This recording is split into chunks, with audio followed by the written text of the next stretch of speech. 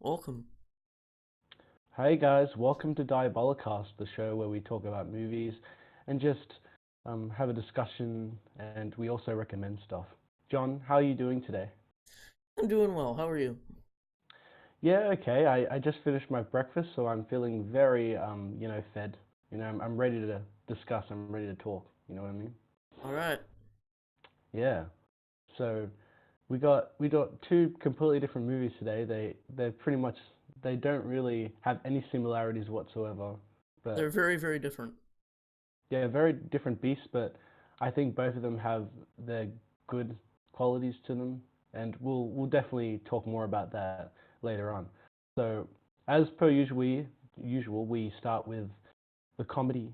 So, last week I recommended Aeroplane, um, and because it's my recommendation, I'll do the intro for this one.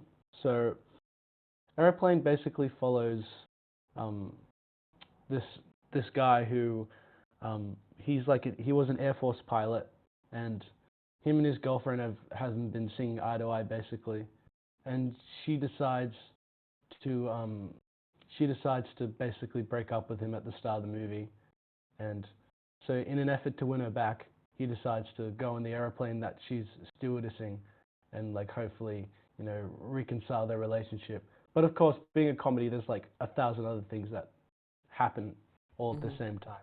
So Yeah. that's really just the excuse to get on the airplane and stuff. So um, it's definitely not a plot-driven film at all. But John, tell me thoughts on Airplane? I enjoyed it, but more as like a relic of the past and like just kind of a gateway to that era and less of a genuine appreciation. Like there's a level of detachment there for me. Yeah, I think there is a certain level of that the period is certainly. I'm not saying nostalgia, but um, it's definitely a film that is dated in the sense that it's like early '80s, late '70s type deal. Um, that's how it comes across to me. But I don't want to make that like the problem I have with the film. It's just something that it is apparent when you watch it. Um, Yeah. but I guess like any review of this film, you have to kind of just zero in on the jokes and not really care much about the plot at hand because the plot's pretty secondary to the jokes. Yeah. So some of my favorite jokes. This one was a bit on the nose, but I kind of still found it hilarious anyway. When um, I think I can't for the life of me remember the main character's name. I think I think it was um, I know it was played by Robert Hoyes or something.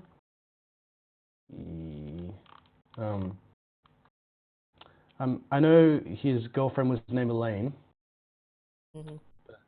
Oh, Ted Stryker. Yeah, that's right, Ted Yeah. Stryker. So when he's talking to his girlfriend Elaine, and after he has this conversation, he's just like to the camera, what a pisser!" Like literally says "what a pisser," and it was just so out of nowhere that I just ended up laughing anyway. Yeah, there's a lot of random comedy in this movie that like sometimes is so random that you can't help but laugh. Yeah, especially when you get on the plane. Hmm. Um, a joke that I didn't necessarily like, but I still found it kind of amusing when the little girl's on the plane and she takes the coffee and she says, "Oh, I like my coffee black like my men" or something, and I was just like, "Wait, what?" Like I was just like, that's just a new level of random, and there's all the jokes in the film follow this whole random aesthetic to it. Like those African American guys who just speak jive the whole time. That Yeah. doesn't make any sense. And I don't know if that's. I know it's supposed to be tongue cheek and satirical, but I have a feeling that kind of plays into like a lot of white people's misunderstanding of black culture at the time because this was the early '80s. Hmm. So I guess it plays into that stereotype. Yeah, I mean it's stated in the way that it's very of its time. Like I'm sure there's still people out there that talk like that, but like I mean I very few I imagine because like I don't know, it feels very stereotyped. Well, yeah, I don't know anyone who talks like a bit boo da ba. That's how they talk, and it's just like it's amusing, but you can't help but think it's like a play on like the stereotypes of that time. Hmm.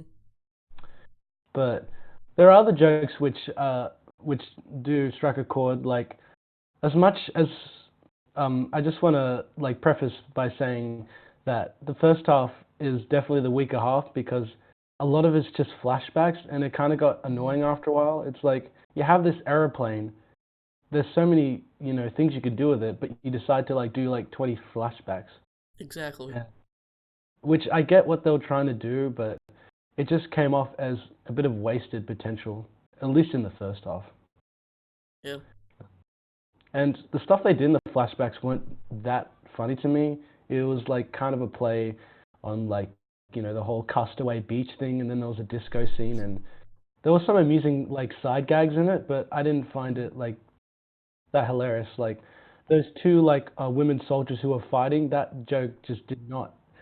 I did not find that funny at all. It was just like non sequitur humor for the sake of it. It was just like, okay, let's have these two people fighting for no reason, and I'm just like, okay, all right.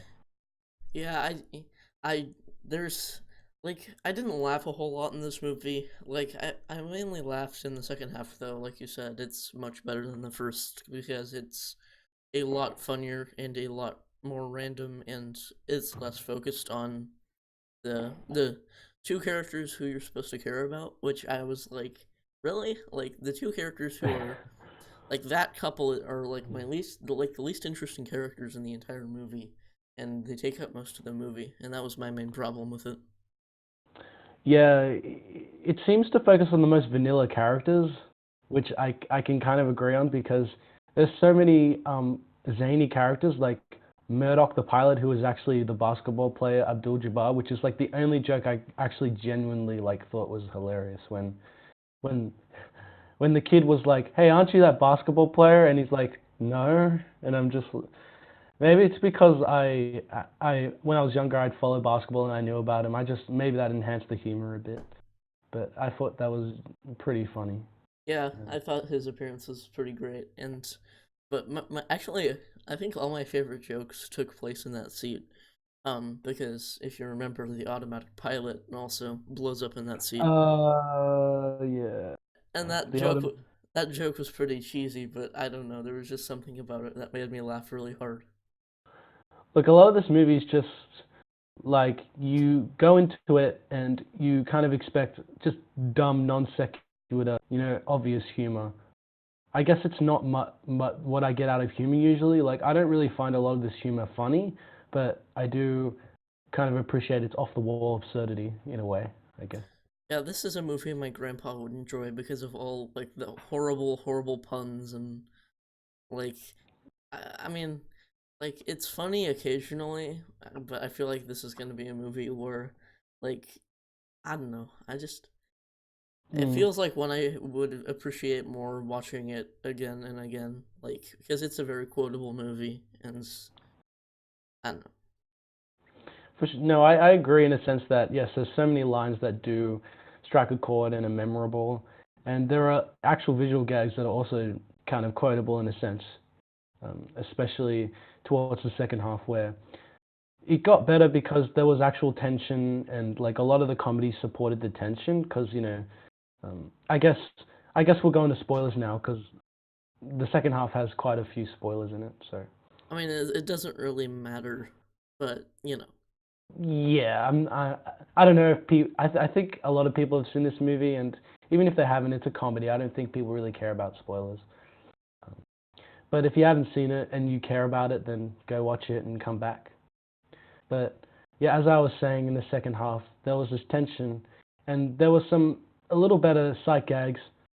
Like it got pretty ridiculous when um, the pilots who were trying to guide Ted through the storm, and they were back there, and the wife of one of the passengers or something was waiting, and there was this like ridiculous joke with like that never comes back where she starts touching like the main pilot in weird ways, and he looks at her like this, and she's like and and it's just like stuff like that that they introduce and it never comes back. That's why this film is probably like the most non sequitur humor I've seen because it's just a bunch of stuff that doesn't have necessarily through lines, but it's just to say for like maybe 10 seconds of like a joke or you know what I mean.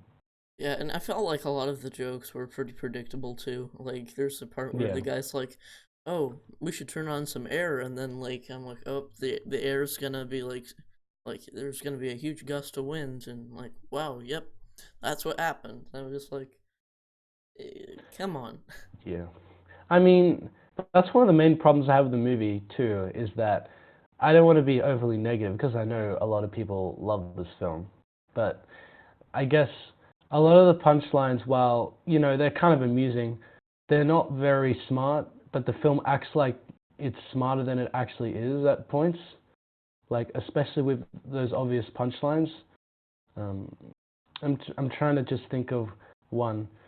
I guess when they're on the plane, like you they make a statement and then and then it happens and then that's the joke and you're like, oh, I mean I could have like not to burst my bubble here, but I probably could have written that with how obvious the punchlines are. It's just I find with a lot of good comedies is that they'll present a familiar punchline but they'll do something unexpected or new with the payoff, I guess. But this film just settles for like the most obvious payoff, which is fine, but it's not something that I will go back to, or it'll be. It's not a movie that I particularly like in like at least in like a in a I don't put it in high regard. It's just there. You know what I mean? Yeah, I mean it's fun in the moment, but it is a pretty huge mess, and I doubt I'm really going to want to watch it again for a long time. It's just it's not really my thing, but I kind of appreciate it as kind of a gateway into the past and like back when like spoof movies were still like a regular thing. And from what I've Yeah. read, this is supposed to be like one of the best of them, if not the best. So, no, I mean, it's fun. I don't know. I kind of view it through a different lens because it was such a different time period, and there are still things that are very dated. Like there's some pedophilia jokes that are Oh yeah. not Mm. too great, but Yeah, by the older guy in the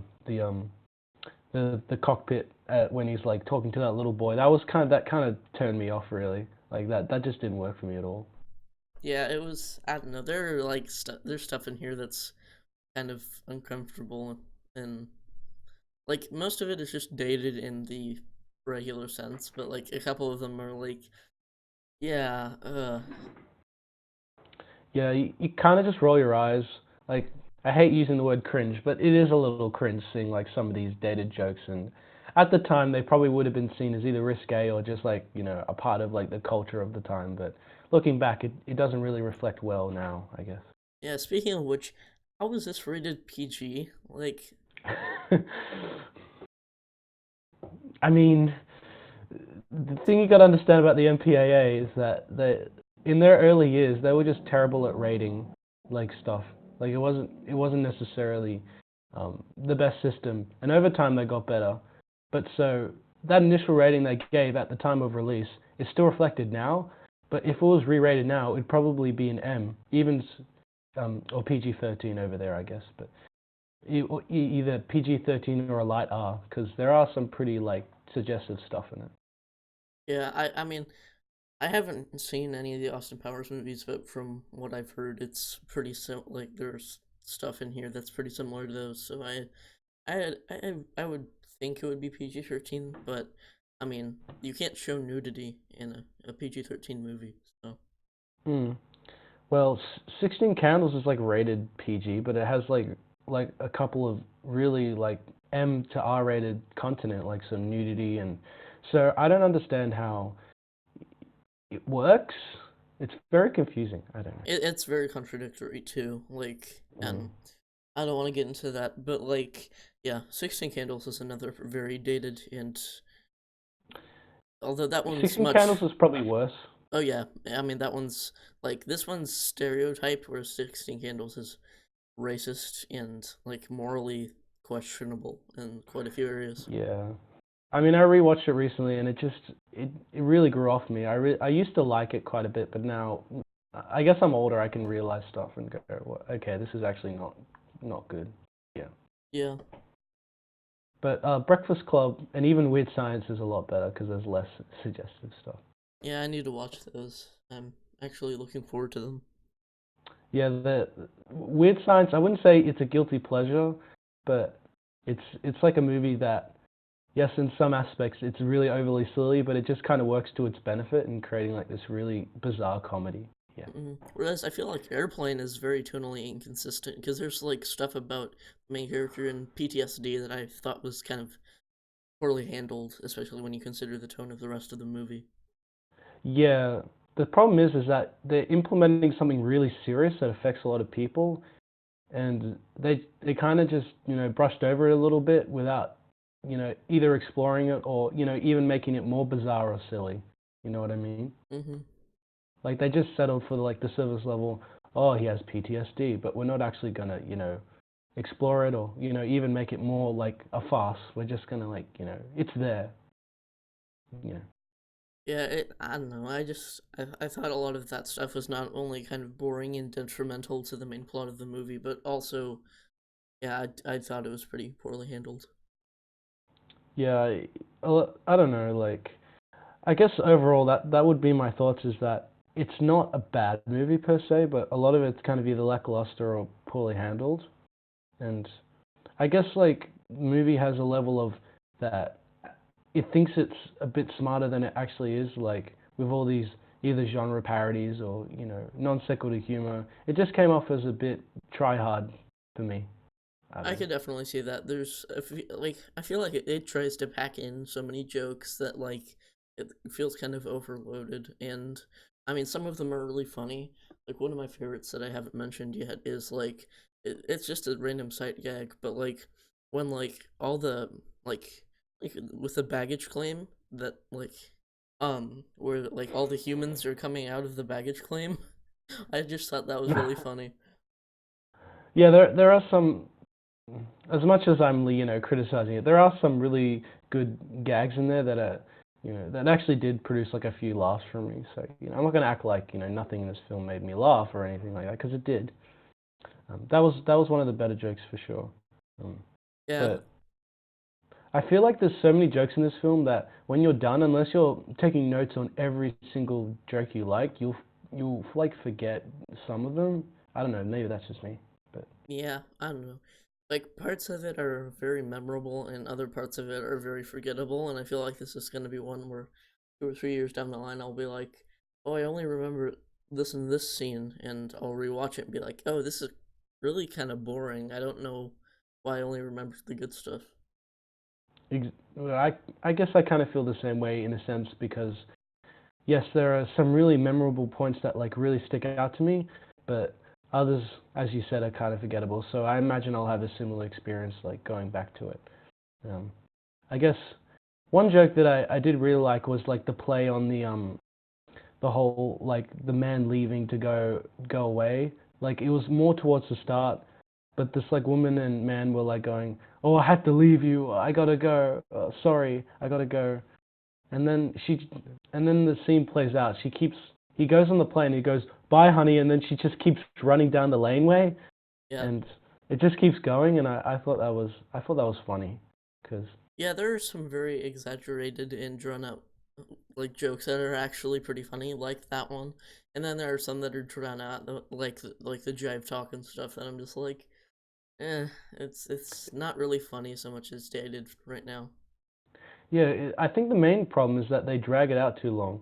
Like that scene was conducive to like that one scene. They don't really bring that joke back in the rest of the film, and that's why it works. But like you said with the jive talking thing, they bring it back like I think around 3 to 4 times, right? Yeah.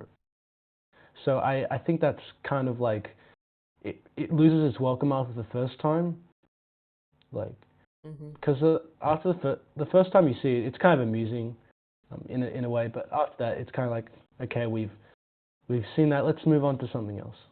So Yeah, I don't know. It's a movie that kind of clobbers you with its jokes, and part of me appreciates that, but part of me also thinks a lot of it is really stupid. And I mean, I enjoy stupid movies. Like I like Dumb and Dumber, but I mean, I don't know. This movie's just kind of lowest common denominator jokes that don't really hit me as hard as See, they the thing should. about um, funny that you said Dumb and Dumber because yes, that film is kind of I guess it is stupid, but I always feel like the best stupid movies have a bit of a wink to them, if that makes any sense. So Yeah, even though they're stupid, there is that level of either self-awareness or like um, the dumb humor kind of contributes to the overall, quality of the film because the filmmakers, they're not just making dumb humor for the sake of it. There's like a point to the dumb humor, if that makes any sense. yeah. Like Beavis and Butthead is kind of like a play on like the idiots of the '90s who just sit on their couch all day and watch MTV. So like stuff like that is it kind of it mocks the lifestyle. Whereas with this, it was just dumb jokes, and I don't feel like there was any substance to those dumb jokes. Um, Yeah. Well, yeah, I know it is satirical in a way, but I don't think that the satire really comes through or is good enough to like leave an impact on me, at least in this film. well, for me, it's not a satire because like should contain some level of mockery, and it shouldn't point out what's happening. Whereas parody, like it it doesn't mock them, and it points. Well, I guess it does mock them in a way, but Yeah. it points them out in a way, and like the other thing that isn't like that makes this movie kind of not as satirical as it's made out to be is that like there's a happy ending, like, and I don't feel like that's really something that a satire would have. Yeah, satire would take that familiar ending and then either do the opposite or do a completely unique take on it or something. But this Yeah, film didn't either. yeah, I don't know. It felt very I don't know. I don't feel like I've seen enough like spoof movies to really say it's like one of the weaker spoof movies, but I don't know. I feel like there are definitely I don't know. There's a better way to do this, and I don't know. Yeah, I'd still say it's satirical, but I don't think the satire is very good. Like the reasons you said are valid, but I do think it's still a satire, but it's not a very good satire. Like it doesn't mock. It doesn't do a good job of doing a mockery. It's very surface level. Yeah, like it's so substanceless. Like there's no like criticism of like these super bad jokes. Like I feel like it should have been kind of a parody of a parody movie because it kind of gives me that vibe in some scenes, but I don't know. Yeah. It didn't work for me as much as it should have. Yeah, not saying that it really, wow, look at the satire in this film, but I definitely saw it. It just didn't really land, so I guess. Yeah. But Um, but for what it's worth, this film overall is it's amusing, it's entertaining, but yeah, it's not something that I'll go back to a lot, really. yeah, it feels like a Thanksgiving like afternoon kind of movie, which Yeah.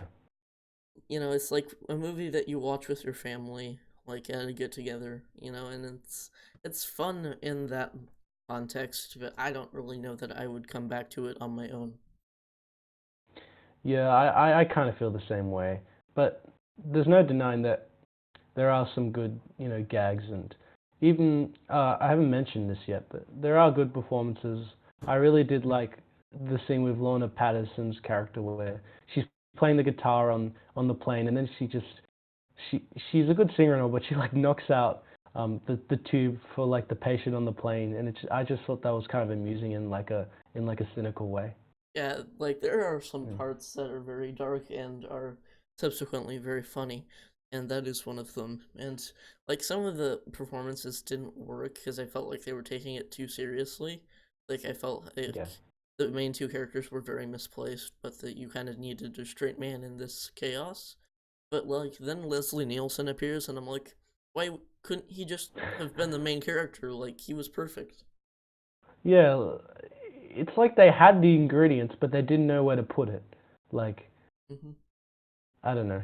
Like they decide to use flour and sugar instead of like, the paprika kind of, if I'm Yeah. using food as examples. I But mean, it kind of feels like a salad, you know? It's colorful, it has a lot of different ingredients, but like without like the dressing that is the presentation, it doesn't really taste very good. yeah, and yeah, it's kind of it's a competent, but I wouldn't say it goes beyond like the Call of Duty, it's good in its lane, but it's not fantastic in its lane. And using food as an example oddly sums up this film really well for some reason. Yeah, it's pretty okay, you know? It's fine. Yeah. So you want to say anything else? Are you ready for ratings? I think that's about it. So I don't I didn't hate it, but it didn't really leave an impression on me. So I think a 5 or maybe a very light 6 would be my rating. Yeah, I gave it a 7 initially. I'm probably leaning towards a 6 right now. It's it's not bad by any means. It's just really not my thing, and I feel like it was a weak way to go about doing this type of movie. Yeah, I guess it just left me a bit disappointed, but I didn't regret watching it. But the amount of praise I heard for it over the years, it kind of it kind of just it was a bit of a, oh, this is the actual movie, you Hmm. know. I don't Like, know. I don't get people who call this like the best comedy of all time. Like, I just I, I don't know. It wasn't that funny for most of it. Although I must say, towards the end there it does pick up. Yeah, a lot of the good comedy comes towards the end, which it's a shame you have to go through all everything else to get to. Hmm. If like the ending was kind of like, or like the comedy towards the end was like applied to the rest of the movie, I'd be pretty confident giving this like a 7 or an 8 or something like that. But Yeah, it's a very fine digestible comedy. Um, mm, it really doesn't like break any new ground. It doesn't really do anything that would like just it's not very memorable. It's very run of the mm. mill, and I'm surprised that people like it as much as they do. And that like if you like this, good on you. Like I Yeah, mean, we don't want to we don't want to say, oh, if you like this, you have inferior taste or anything. That's not the case at all. cuz like I can totally see somebody liking this. It's just not really my thing. Yeah, I guess same. It's not really what I look for in comedy, and I guess that kind of hurt my enjoyment from the outset. But you know, there is stuff to like latch onto in this movie, and I think overall, it's a good experience. Yeah. I mean, yeah. I mean, I would recommend it if you're a fan of like this kind of niche genre and somehow haven't seen it already, but outside of like that kind of like parody comedy type movie, like it if you're not a fan of spoof movies, I would Yeah, say like avoid this unless like somebody else is watching this because it would probably be a fun movie to watch with somebody else. yeah, with friends or something. But just overall, just watch Black Dynamite instead. That's Yeah, that's better. Black Dynamite is much better. Yeah, like I think maybe I was spoiled by that movie, so when I went into this, it kind of, I don't know, maybe. But I don't know. I feel like Black Dynamite is much smarter and much like it's a lot less dated and it actually pokes at a lot of the stereotypes of the time and the genre instead of you know just just like further encouraging it. exactly, and you know, I don't. This, it's a bit of a wordy word, but I guess it's postmodernist in a sense where it takes kind of like past tropes and like satire and breathes a new life into it. And Yeah, Aeroplane reminds me of the films that you know, it it it's not as self-aware as Black Dynamite. It's kind of in the past. It's like past comedy, I guess. yeah, and that's But kind of half of why I enjoyed it. It's like I enjoyed it as a viewing, like as a different lens into which to view the comedy of the past instead yeah, of you know a smart and original and funny comedy like paved the way because I don't know that this movie was really I don't know I haven't seen that many like spoof movies so I can't really comment on how influential it was. Just I know it yeah. definitely spawned more of these movies, but I don't know. It didn't feel like Yeah. it left much of an impact on me at the end. Yeah, I would say so. Like, I guess just to end, I don't know if like the stuff they were doing at the time of this film was new or tired, but um, I have seen movies before this film that came out before that did similar jokes, so it wasn't entirely new. So Hmm. okay, so you wanna? I guess we'll move over to something very different, but Very different. it's a lot better. So Yeah. you want to introduce the next movie, John? Sure. The next movie is The Tale of the Princess Kaguya, directed by the late Isao Takahata. It's an animated Yeah. movie produced by Studio Ghibli. And if you don't know, I am a huge Studio Ghibli fan. Like, I I own all their movies, and I don't own a lot of movies. So like that kind of gives you a lens as to like how I'm viewing this, but like this is one of my very favorites from them. And it's funny because I used to kind of dislike it, but I'll get into that later.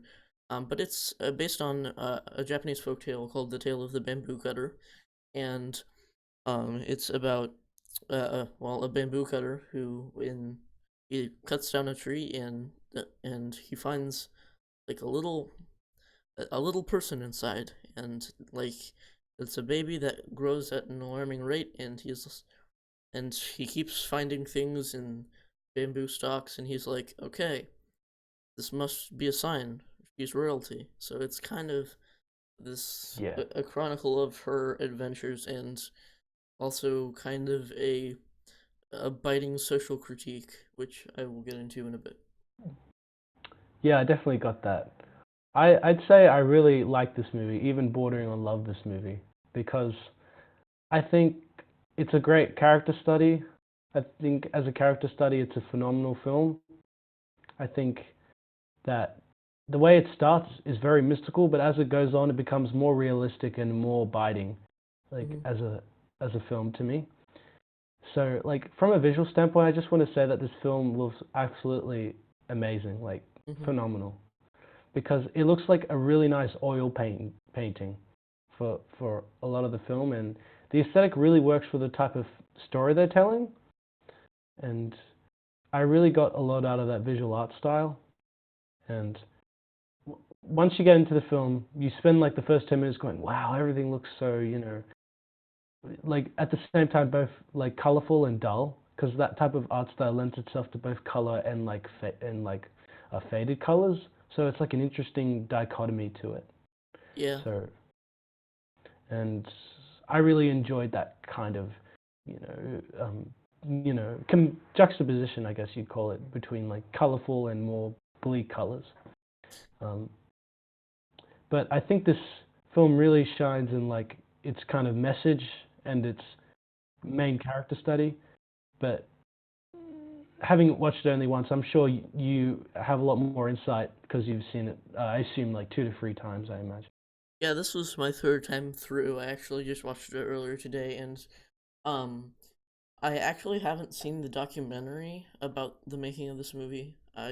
Oh, there's a documentary. Yeah, it's like feature length, which surprised me. I was actually going to watch it after I watched Princess Kaguya this afternoon, but I realized it was feature length, so I'll probably watch it sometime soon, but I don't know how soon. But um, Yeah. this movie, like you said, is visually just amazing, and like it's Isao Takahata is like he's one of like the two main directors at Studio Ghibli, the other obviously being Hayao Miyazaki.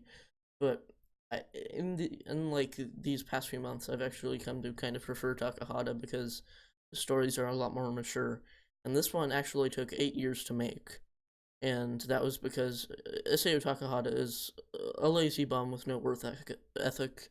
Um, He's like me. yeah, he's like famous. Like Isao, like Miyazaki, like referred to him as like a descendant of a sloth because like he's infamous for being super slow with his work, and that kind of shines through in the actual movie. This movie is the longest Studio Ghibli movie. It's 2 hours and 17 minutes, I believe. which is a few minutes longer than Princess Mononoke, and it was actually initially going to be 3.5 hours. Um, Ooh.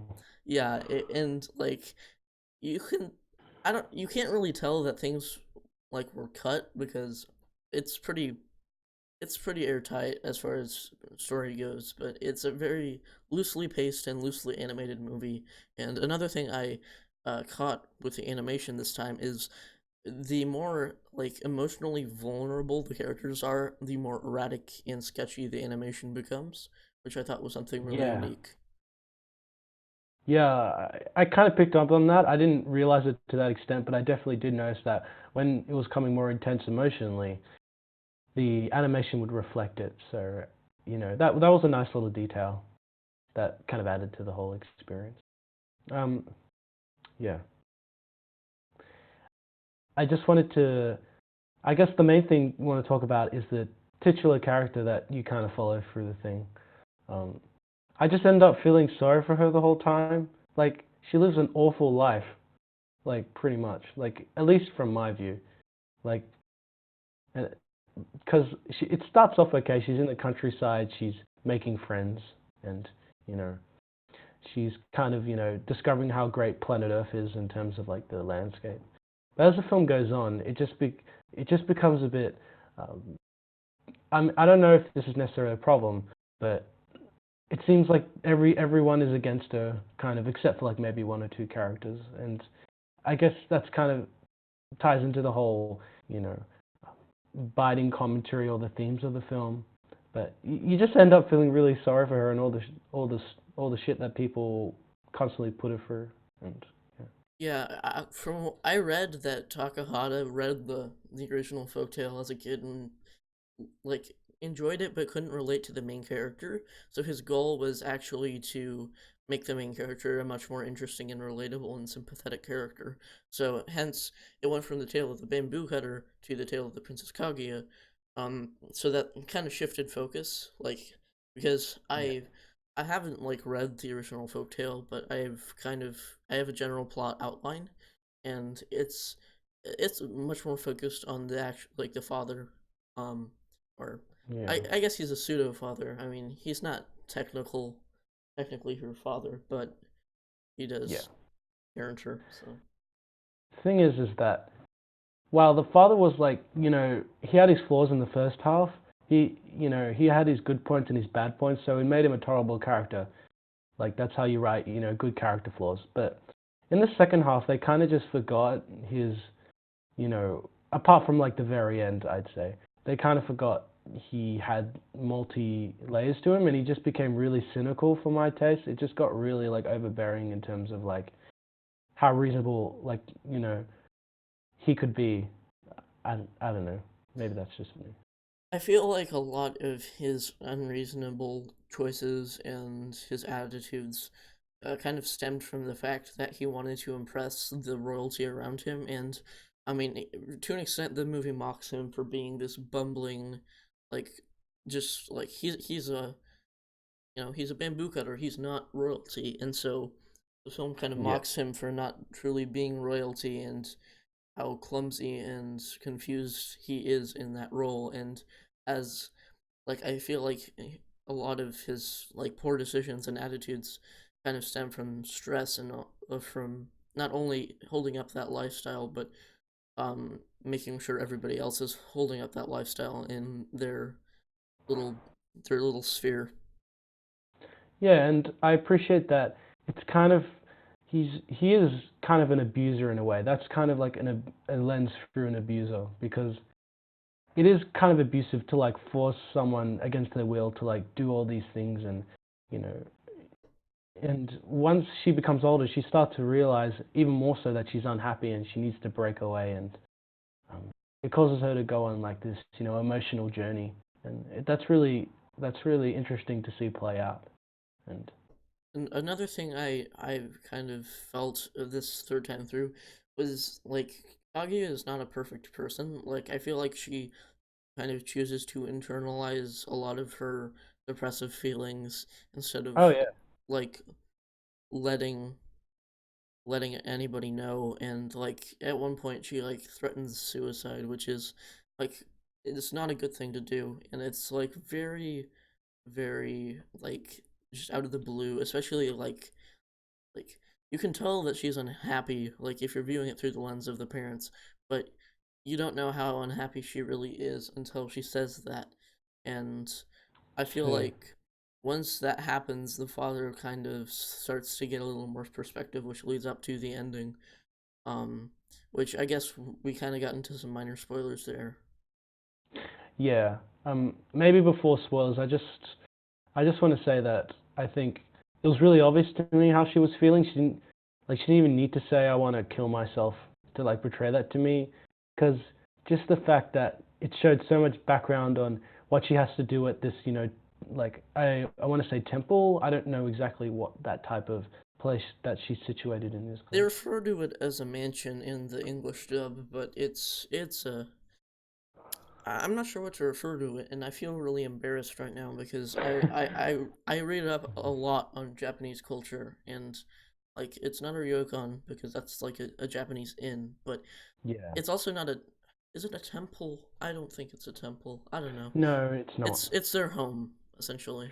It's just, yeah, home sounds good to me, but I guess don't worry about it because I'm not that. I don't really know much in this because this is a bit more not esoteric, but it's not a typical thing that's depicted in like Japanese culture. So I guess it's a bit like what is it called? Yeah, But um, I guess back to what my main point was is that I felt like it hit me hard when she said I want to kill myself because I not that I can relate necessarily, but I could totally understand where she was coming from. And even though it was slightly on the nose, it was still really like it hit me quite emotionally, I think. yeah, and like I feel like a lot of the more on the nose stuff kind of stems from the English dub because they have this kind of a lot of the English dubs for these movies generalize a lot of the original like the original writing Yeah. into a more digestible format because like I've seen this movie in subtitled format before, and like rewatching it now I'm like that's not how it went. Um but Yeah, like that's a good point. I'm trying to think of a film. I think I watched Totoro in like I watched the dub and then later I watched like the original Japanese track for it, and it was kind of different in that different things and where like the context is different or like the line is different, and some of these lines have different implications. Like it actually changes how you interpret certain character interactions or motivations to a certain extent. So it can even get to that point. Yeah. yeah, and I feel like they also have this method of padding out the dialogue to like match the how much the characters are talking in like Japanese. So they have Yeah. just so it doesn't look weird, and I'm like the words you're saying already don't line up with the original characters' mouths, so Hmm. I don't know what the problem really is. Yeah, I guess they kind of have to make compromises. I don't know like what the process is on who or whose was like the creative director for the dub, but um, yeah, it's just something. I did watch the dub. I didn't watch the original Japanese, by the way, but I still got a lot of the emotional core of the film through, I think. Yeah, and the dub isn't terrible by any means because like the voice acting is pretty good for most of it. But yeah, the actual lines are I don't know. They're not awful. I mean, like it's definitely a very watchable movie.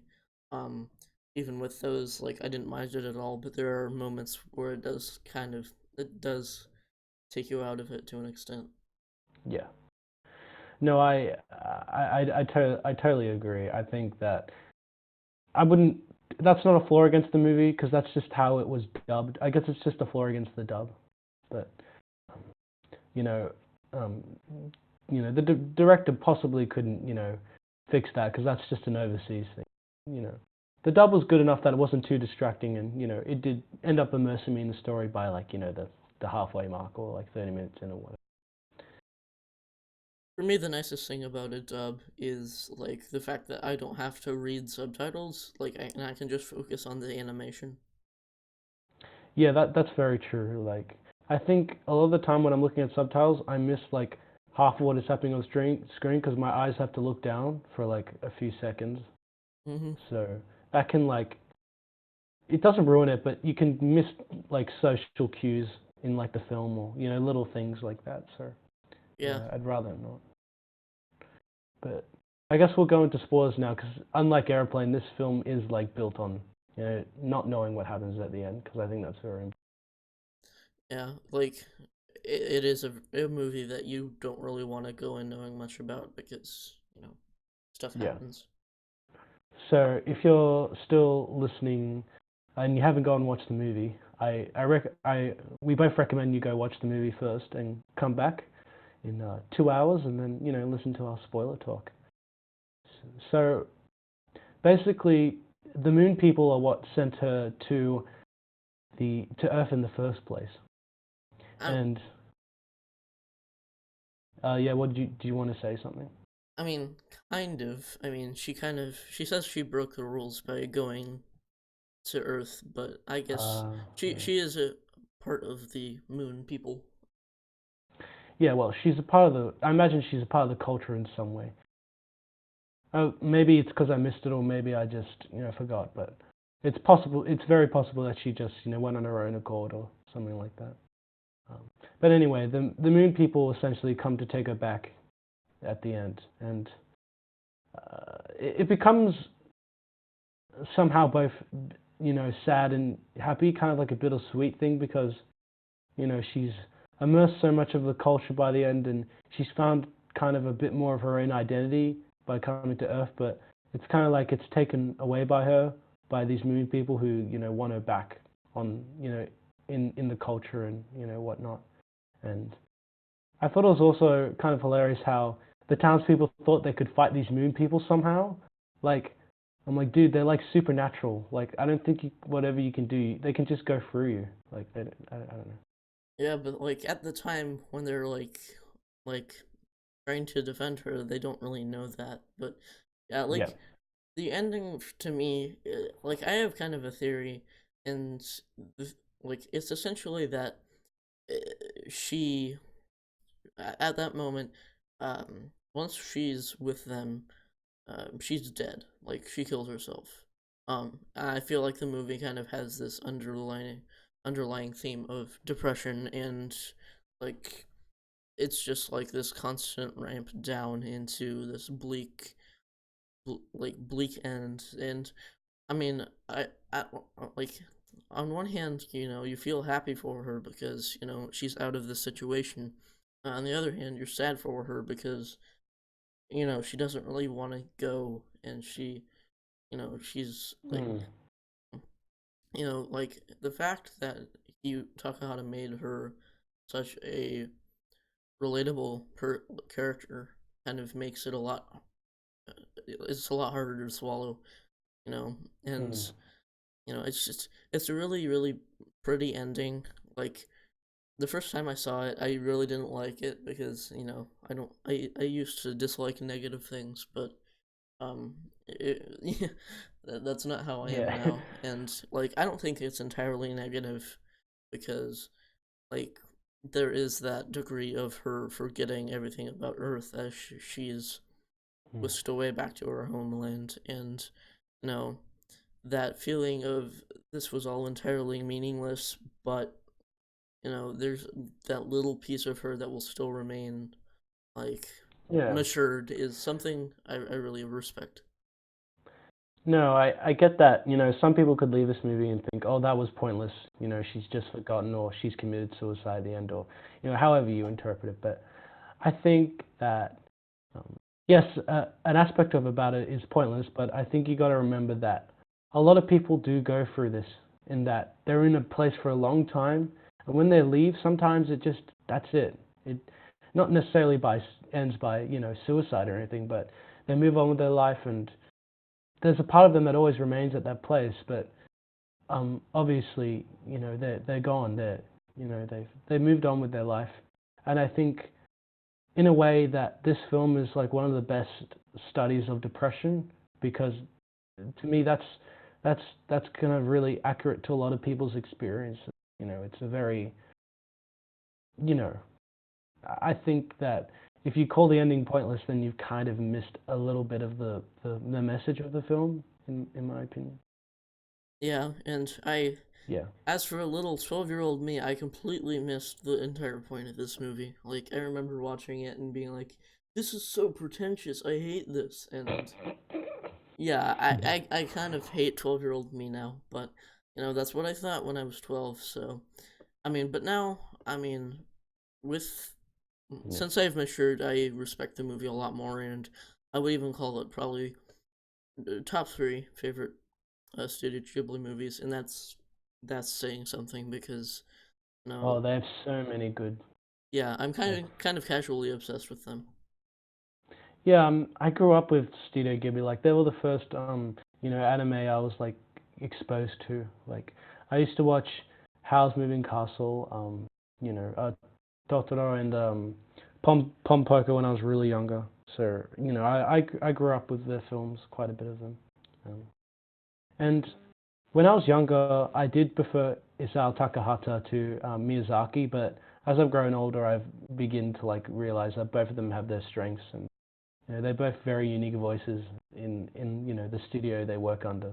So yeah, Yeah, like um, Miyazaki has great movies. He has a lot of great movies, but I feel like Takahata's are there's a lot more meat on their bones, and there's a lot more discussion that comes out of them than Miyazaki's. Because like with Miyazaki's, you're like, oh, Porco Rosso, that was a fun adventure, and then I don't know, that you kind of forget about it to an extent. And I mean, I kind of remember it, but that's because I've seen it so many times.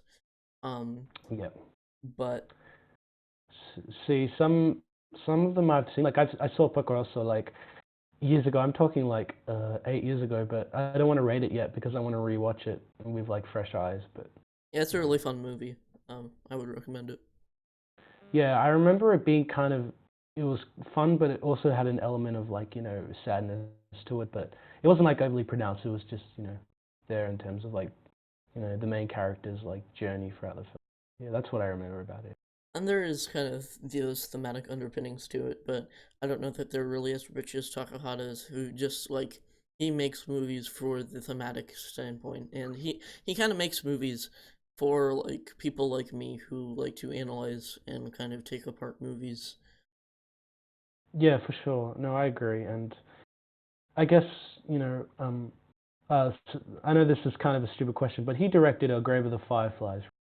Yes, that is his most Yeah. popular movie, and from all of the movies I've seen from him, though, I don't think he's made a single movie below at least an 8 or a 9. Like Yeah. he is super consistent, whereas Miyazaki, like, hot take, He's a little. Yeah. like he's plenty consistent, but he actually has, you know, he has Castle in the Sky. Hot take. I don't like Castle in the Sky. That's another film that I did see, but I haven't seen it in like forever, so I can't. I just remember being really forgettable. Like I watched it and I kind of just forgot about it like a week later. Like I don't know. That It's was an just my experience with it's an it. action movie in which the action scenes are boring, and I don't know how you do that, but like, Yeah. I don't know. It's such a washed Oh, out yeah. and dull movie, and I don't know.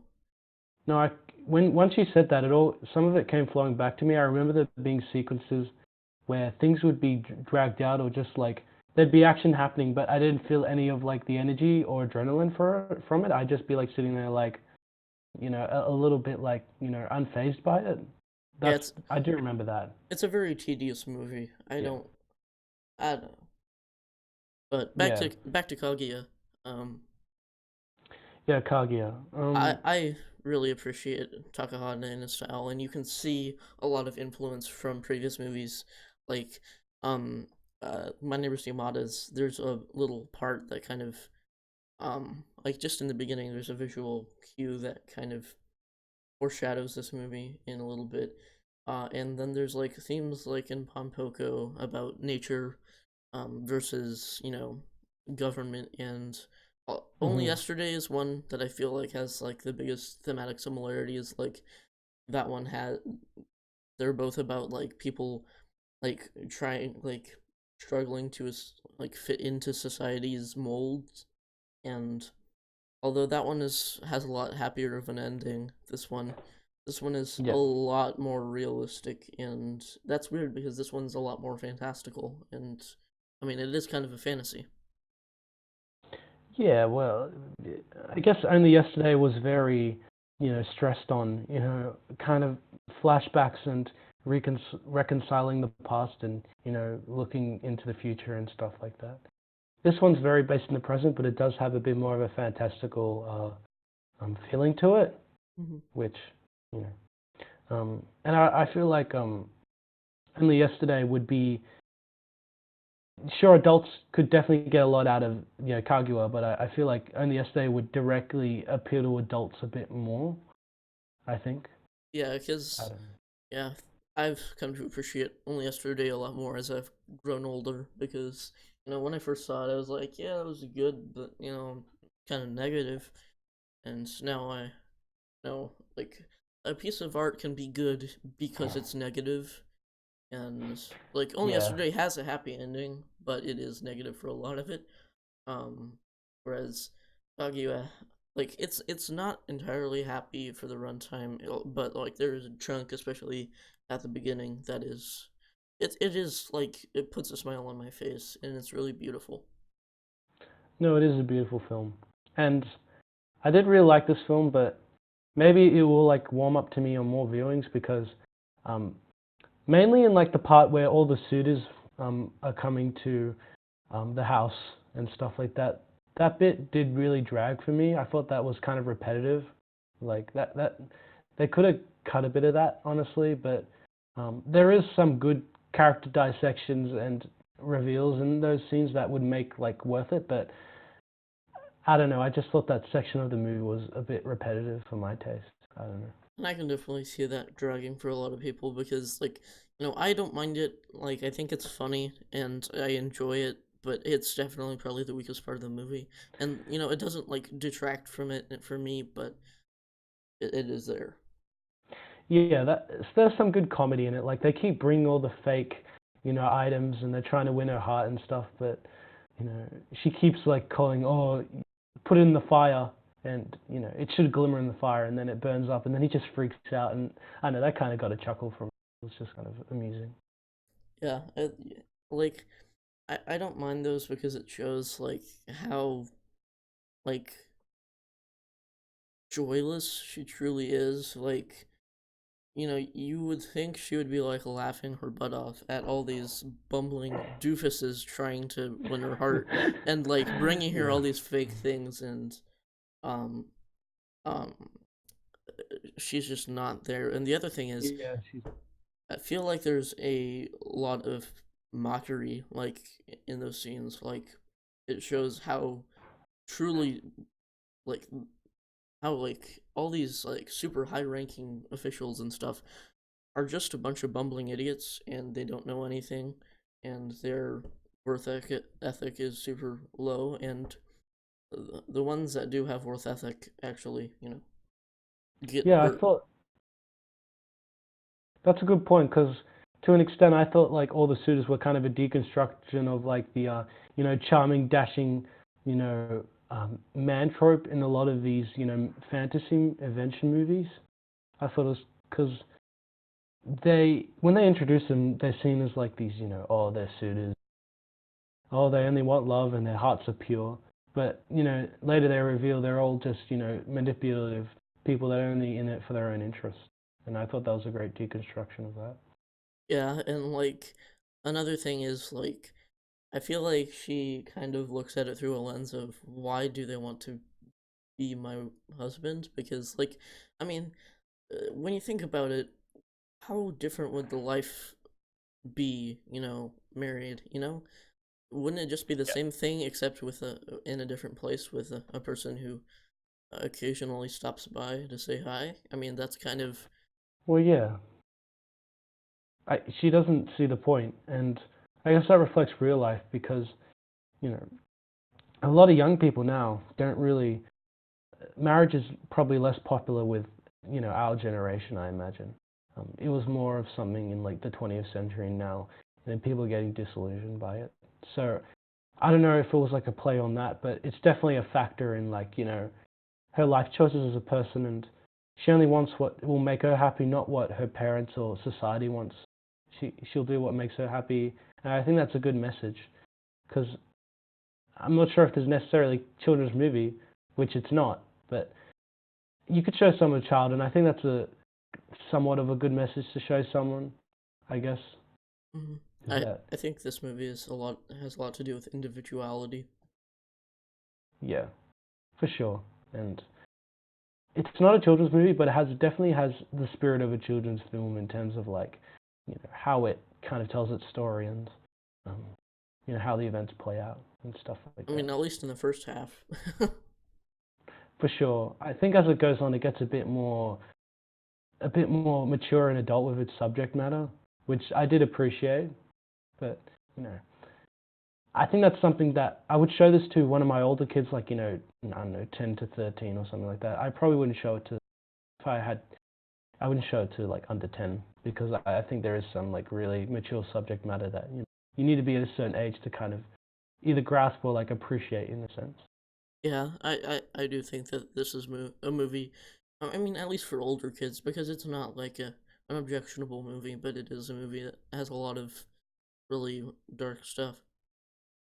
Yeah, for sure. And I feel the same way about Pom Poko because I did watch that when I was young and I didn't really appreciate it as much. But when I watched it when I was older, I did appreciate a lot of like the play on like the environment, gender roles, and you know um, kind of like I'm trying to think of a word, but I forgot it. But um, when you're older, you start to realize what the more like complex, like nuanced subject matter that a film is trying to like get across.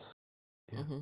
And I feel like Mm. Takahata is really great at that. And I mean, like they can be viewed on multiple lenses, And like this movie is mostly political and emotional. Like, not I've mentioned like the mental health aspect of it, but I mean, I feel like this movie also is kind of it kind of shows like like how much like Takahata hates Japanese like traditions. And like just he like he just and I'm stuttering. Mm. Oh, Like it's all good. Keep going. it just shows like how screwed up the like Japanese society is, like, because not everybody is going to fit into that like mold that they have designed for her. And you know again, individuality, it's a lot about like a person refusing to conform and thus being chastised in some scenes, and then like once she does conform, she finds nothing but depression ahead of her. And like there's also a lot of stuff about how like the life of a princess, which a lot of people would idolize in Japan, is actually a lie, and it's a very empty lifestyle where nothing happens. And Oh yeah. it's a fascinating study of politics in Japan. And it's a it really makes fun of a lot of the stupidity of everything. I appreciate that this film displayed like the realities of living that kind of lifestyle and being isolated and what that can do to a person and the toll that it can take on because it's very true that I find that people will convince themselves that the situation they're in is not as bad as it actually is and try to be happy and and that's what she does throughout the film. Like you think, how come this isn't affecting her? But as you see, like the veneer is lifted and you begin to see like what she's actually thinking and what her mind's going through and what a toll like this is taking on her. And I think that's a very accurate way of kind of displaying these really complex emotions and putting it in a digestible way. So I thought that was very like very well done. Yeah, and like I don't want to make it seem like this movie is entirely like depressing and stuff, because it's not. Oh, I wouldn't say so. Yeah. It's Yeah. bleak, and like the ending is kind of beautiful in a way, but it's a very bittersweet ending, like you said. And I mean, I think like at least the first third of this movie is pretty happy, you know? Like it put a smile on my face and it, that you got a lot of organic development from the characters by just seeing how they moved and like, little character movements. I just like these characters like something I notice a lot in movies is that characters never like trip or anything, and like the physics are very unrealistic, you know. And in animation too, like Mm. I feel like they remove a lot of breaths and stuff, and I feel like in this movie a lot of the like feel like the dialogue is so like and the voice acting is so organic, and I feel like the at least in the first third, and I feel like the way it goes about character movement is so realistic, and I found it Mm. weird that it's an animated fantasy drama, and yet it has more realistic character movement than I don't know most. Actually, pretty much all the movies I've seen in live action. It's fascinating. Yeah, for sure. I think that more animators and should like implement, realism into their animation, but use what animation has to offer in terms of like the medium and you know stuff like that. But you know, the first third's good, but it's definitely the slower third. But once it gets going, you start to get into the film's groove a bit, and um, there is certain parts where I wish kind of cut, but overall I think it's a very enjoyable experience. Yeah, and I feel like this movie is like it shows the beauty of life and like the potential and the things she wants to have. Then the second act shows what she actually has, and the third act is like this moral test of what she should actually do in this situation of wanting to be in one place but is in another, and wanting a Yeah, different lifestyle than she actually has. And this movie also has a lot to do with like the greed and like just I mean like the greed of just Japanese people and how self-centered they are, because even Kaguya is very self-centered and doesn't really think for yeah, her everybody around her. But like even then, she doesn't really need to because her dad is so unsympathetic in a lot of the situations. And I feel like the mom is like the one person who is like somewhat like sympathetic. yeah, somewhat like supportive. Like I think she's just following along what her husband wants. At the end of the day, I don't think she's totally to blame because I don't think she can do much. But um, I can't remember the life of me. That friend she has early in the film that comes back as an adult later. What's his name? Uh, it was something kind of hard to pronounce here. Um, I assume if you've seen the film, then you know what I'm talking about. yeah. But Uh, um, he's like one of the other characters that are kind of like sympathetic to her situation and try to help out in a way, and then kind of yeah. There's kind of a really nice scene towards the end where it's kind of like a dreamlike thing where they find each other and they kind of go on this like they fly and it's kind of really well done and it's kind of beautiful in a way. yeah. Let's see. Sutamaru. Sutamara? Sutamaru. Yes. Yeah, Sutamara. Yeah, that was his name, but yeah, I think he's kind of the catalyst for like what the decision she makes towards the end, like And Yeah. something I also picked up on, and this is just a little tidbit, but it kind of shows how powerless Japanese women are in politics and like Yeah. government. Like because like the female characters in this movie are either servants or even like the highest in power, like the mom and the main character, like don't really do much at all, and it's the men that mainly make the decisions. And I thought it was a lot. There was a lot to take in with this movie, and that's part of why I love it so much. Yeah, there's so much to discuss, and it's a film that encourages discussion. And I guess those are, at the end of the day, my favorite types of movies. The ones that you can talk about for hours on end, and you'd still find new things to talk about and interpretations and you know Takahata is like a brilliant director in that sense, is that he knows how to make films like that. You know, and this film doesn't even how Grave of the Fireflies with the ending is like absolutely tragic and heartbreaking and stuff like that. Um, this film does like a very similar thing, but in a more subtle, bittersweet way, which I appreciated. You know. Yeah, Takahata is very good at making really subtle endings, and I don't know. Actually, no, that's not true with endings. Like his movies are very subtle, but like with Pompoko, I feel like the ending to that movie is the one problem because I don't know. I enjoy it And until they break the fourth wall at the end, and then I'm just like, really?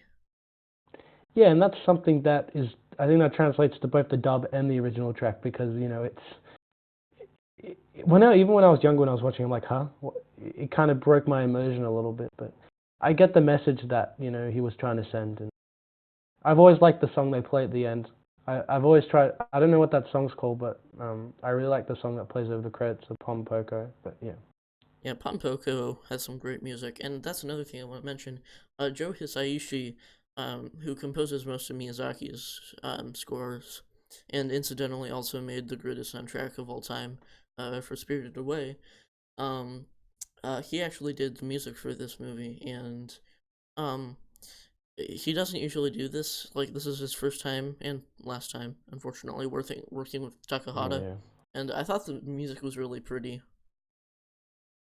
yeah. No, it really. I did notice it at certain points, and it was. It didn't go for stereotypical. It felt like it had life and character to it, and it kind of enhanced a lot of like the tone of the scenes, which I appreciate. Yeah, I always feel like Studio Ghibli has always had great music, but Takahata's films I feel have the most memorable music, maybe apart from some films in Miyazaki's catalog. The obvious being Spirited Away, but yeah, Yeah, I feel like he's, if nothing else, the most unique because like River of the Fireflies makes heavy use of like xylophones and other things, and My Neighbor Yamada's is primarily horns, and Pompoko is there's a lot of drum work, and this one has a lot of There's also like it's a very unique sound, and there's a lot of really cool kind of unique sounds, and this one also has a lot mm, of drum work, but yeah, and not only from a sound perspective, but his films are always great from visuals, like that parade scene in Pompoko where they, turn into all those monsters is like one of my favorite scenes, period, in like all of cinema because it's just so creative and so like keeps you guessing where it's gonna go, and you're in amazement just like the people in the film are. It's just like it's breathtaking stuff. He's always been great with like a visual eye and knowing where to put the visuals and enhance the story. yeah, like I don't know. Pump is an awesome movie too. You're making me want to rewatch it right now. Yeah, I've watched that film like a lot of times throughout my life. I always come back to it at least maybe once or twice a year. you know. Yeah, it's such a fun movie, but it's also a movie that has like a really resounding message. Yeah, for sure.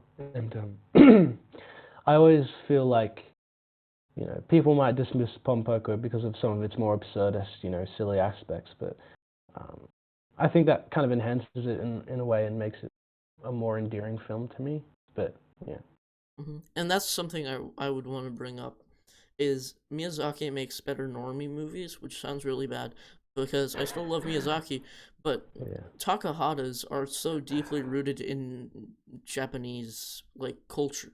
Like Pompoko and Tale of Princess Kaguya especially are so in just solely into Japanese culture and folklore, and you know yeah.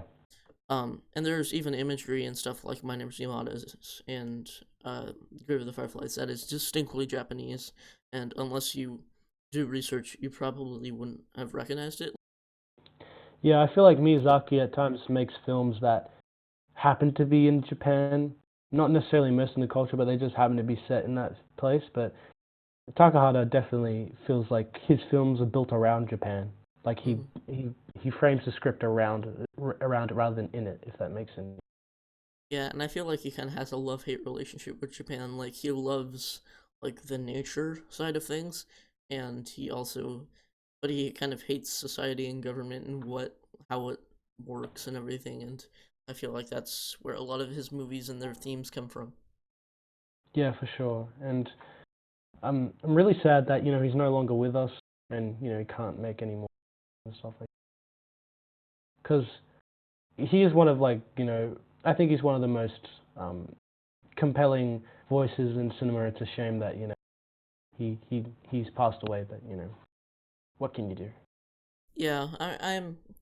It was very sad, but then I realized that like there are those stories that he kind of indirectly killed Yoshifumi Kondo, who was an animator and eventually one-time director at Ghibli, through overwork. Um, Yeah, and I was just those stories kind of lost a bit of sympathy from like with me for Takahata, but then I saw yeah, how like he he he is very like I think that kind of caused him to take it a lot slower because I mean that overwork kind of led to him uh, and his um, like 8 year time with this movie because yeah, I mean hmm. this movie took a long time and I feel like that incident was kind of indirectly responsible for that. Yeah. No, he was definitely had a lot of. He was not a perfect human being by any stretch of the imagination. He did some detestable things. He was a flawed, but I think when you're considering someone's personal life and art, it's a bit of a struggle. But I think he definitely did more good than bad. But Yeah, and like another thing is like Kondo was like probably he was one of the higher ups like in Ghibli. Like he was one of like he wasn't like up there with like Toshio Suzuki and Miyazaki and Takahata, but he was up there. So I feel like if he didn't want to do all the work, that he could have just said something. But then mm, again, there are like, have you seen the Kingdom of Dreams and Madness, which is the Studio Ghibli documentary? no, I haven't. That one like shows a lot of ignorance and like a lot of like especially Miyazaki being set in his ways and I mean I don't know like part of me loves like Japanese culture because of their order and the other part of me is like I mean sometimes you have to adjust to different schedules and sometimes you have to make exceptions and I feel like they're a Yeah. little close-minded. No, there are definitely aspects of their culture and just who they are as people that affect how they handle certain situations creatively and personally. But that's sometimes you might disagree with like the way they do it, but um, there is a sense that what they're doing is uniquely them, and it reflects in their art sometimes. You know, Yeah, I guess yeah, I don't know. yeah, but like as a whole, I still really like Takahata, and I greatly admire his work. As they're just really There's really quality material, and I still haven't seen his first few movies that he didn't do with Ghibli, but I am excited to check those out as soon as I can find them. Yeah, I think I added them to my watch list semi recently. I'd be very curious to see because Miyazaki had a Cagliostro before, and interesting to check out what Takahata was doing because it does give you perspective into where they came from and how they evolved over time, and for Yeah, sure. So, do you have anything else to say about the film, or you want to get into rating? that's it. Except fun fact, this was actually supposed to be in a double feature with The Wind Rises to like as to kind of mirror the 25th anniversary pairing of Grave of the Fireflies and My Neighbor Totoro. Um, Oh, just just an interesting fact, but yeah, that's about it. oh, cool. It'll be like the Japanese version of Grindhouse, or because that was a double feature with Planet Terror and Death Proof or something. Yeah, except much better. Yeah, much. Yeah, like Planet Terror is terrible, and Death Proof is like really good. But at least with those two, they're both great films, so you wouldn't you wouldn't probably, want to go, oh, Planet Terror was so bad, but, Death Proof was, a lot better. It'd be very consistent in terms of quality, but yeah. Hmm. Um, so maybe with more like a rewatch, I'll probably give it a higher rating. As of right now, I'm feeling like a very strong 7 to a light 8. I really did enjoy the film.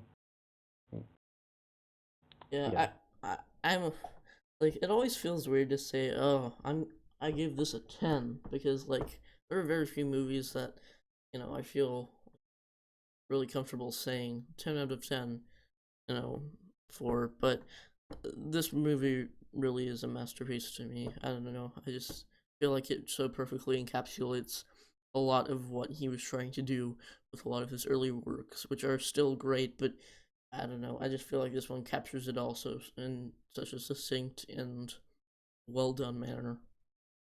Yeah, I'd agree. Like his mission statement has always been apparent in all his films, but this is the one where I think he kind of balanced the more subtle and overt, influences he's had in his films and kind of melded them into something, a bit more mature, at least to me. Yeah, and this is definitely one of his most. I actually know. He has. I can't say it's his most unique because Pompoko exists, but this one is definitely one of his less realistic ones in terms of how it's presented. Yeah, no, I'd probably be on more the agreeable side in that aspect, but yeah, for sure. Okay, well, you want to get into questions now? Or?